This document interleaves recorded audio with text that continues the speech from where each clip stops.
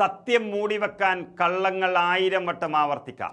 ഒരു ഭരണകൂടത്തിന് രാജ്യം മുഴുവൻ പുകമറകൾ സൃഷ്ടിക്കാം. പക്ഷേ കാലം അതിൻ്റെ കടമ പൂർത്തിയാക്കാതിരിക്കില്ല.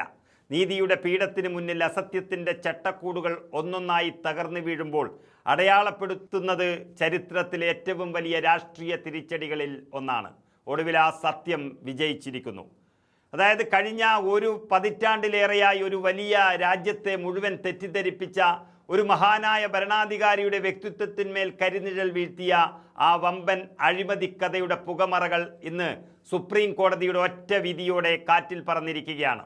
ഇന്ത്യ കണ്ട ഏറ്റവും മികച്ച സാമ്പത്തിക ശാസ്ത്രജ്ഞനും മുൻ പ്രധാനമന്ത്രിയുമായ ഡോക്ടർ മൻമോഹൻ സിംഗിനെ കൽക്കരിപ്പാടം കേസിൽ പൂർണ്ണമായും ഒഴിവാക്കിക്കൊണ്ട് സുപ്രീം കോടതി നൽകിയ ക്ലീൻ ചിറ്റ് വെറുമൊരു കോടതി വിധിയല്ലാതെ മറിച്ച് ഇന്ത്യൻ രാഷ്ട്രീയത്തിൻ്റെ ആഖ്യാനങ്ങളെ മാറ്റിമറിക്കുന്ന ഒരു വലിയ സ്ഫോടനമാണ്.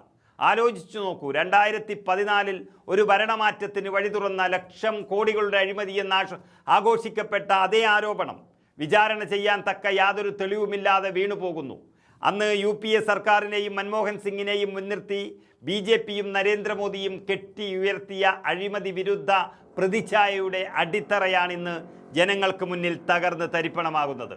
തങ്ങൾ നിർമ്മിച്ചെടുത്ത ആരോപണങ്ങൾ വെറും രാഷ്ട്രീയ നാടകമായിരുന്നുവെന്ന് ഇന്ന് ഈ രാജ്യം തിരിച്ചറിയുമ്പോൾ മറുപടിയില്ലാതെ പ്രതിരോധത്തിലാകുന്നത് ഭരിക്കുന്ന കക്ഷിയാണ്. പ്രതിപക്ഷത്തെയും എതിരാളികളെയും വ്യാജ ആരോപണങ്ങളിൽ കുടുക്കി രാഷ്ട്രീയ വേട്ടയാടൽ നടത്തുകയായിരുന്നു എന്ന അതിശക്തമായ ആയുധമാണ് ഇപ്പോൾ കോൺഗ്രസിൻ്റെ കൈകളിൽ വന്നു ചേർന്നിരിക്കുന്നത്. 8ഓളം വർഷം ജീവിച്ചിരുന്നപ്പോഴും ഒടുവിൽ യാത്രയായതിനു ശേഷവും വേട്ടയാടപ്പെട്ട ഒരു ശാന്തനായ മനുഷ്യൻ. അദ്ദേഹത്തിൻ്റെ സത്യസന്ധതയെ കാലവും നീതിപീഠവും ശരിവെക്കുമ്പോൾ അത് കോൺഗ്രസിന് നൽകുന്ന രാഷ്ട്രീയ ഊർജം ചെറുതല്ല. അതേ ഒരു കളങ്കവുമില്ലാത്ത അദ്ദേഹത്തിൻ്റെ സത്യസന്ധതയ്ക്ക് മുന്നിൽ ആരോപണങ്ങൾ കെട്ടിച്ചമച്ചവർ കുറ്റവിചാരണ ചെയ്യപ്പെടുകയാണ്. വിചാരണ നേരിടാതെ പുകമറകളിൽ വീഴാതെ ചരിത്രത്തിൻ്റെ താളുകളിൽ ആ പേര് വീണ്ടും തങ്കലിപികളാൽ എഴുതപ്പെടുന്നു.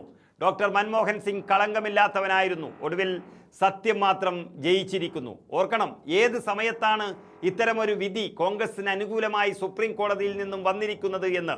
തീർച്ചയായും അത് മോദി എന്ന ഇപ്പോഴത്തെ നമ്മുടെ പ്രധാനമന്ത്രിയുടെ പ്രതിച്ഛായയ്ക്ക് ഏറ്റവും മങ്ങലേറ്റ സമയത്താണ്.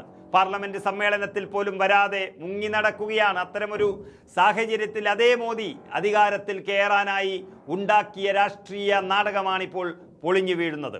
ഇതാണ് പറയുന്നത് കാലം എല്ലാത്തിനും സാക്ഷിയാണ് എന്നുള്ളത്.